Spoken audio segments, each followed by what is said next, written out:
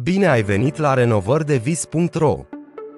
Noi suntem experții tăi de încredere în amenajări interioare. Ne folosim experiența pentru a crea un spațiu care să reflecte perfect stilul și nevoile tale. De la concept inițial și planuri, la selecția de culori, materiale și mobilier, suntem alături de tine în fiecare pas pentru a-ți transforma ideile în realitate. Începem cu Render 3D. Utilizăm software specializat pentru a transforma conceptele noastre în planuri și modele tridimensionale, detaliate. Procesul de aplicare a gletului este esențial în obținerea unei suprafețe netede și uniforme, pregătind terenul pentru aplicarea vopselei și pentru obținerea unui finisaj de calitate superioară.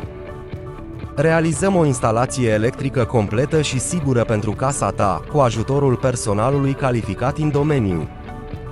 Instalație sanitară pentru a avea un sistem de apă și canalizare funcțional, care să satisfacă toate nevoile tale.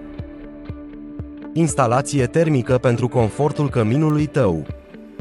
Când vine vorba de montarea corectă a gresiei, faianței și parchetului, fiecare material necesită atenție la detalii și respectarea unor pași specifici pentru a obține un rezultat final durabil și plăcut estetic.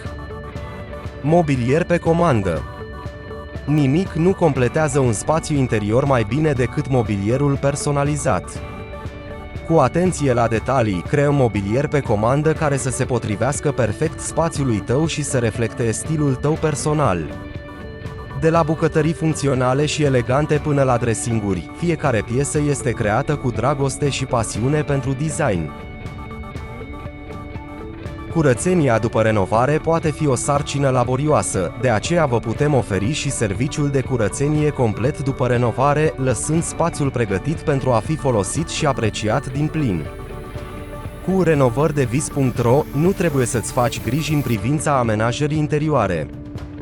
Lasă-ne să ne ocupăm de toate detaliile, astfel încât tu să te poți bucura de casa ta nouă fără nicio bătaie de cap.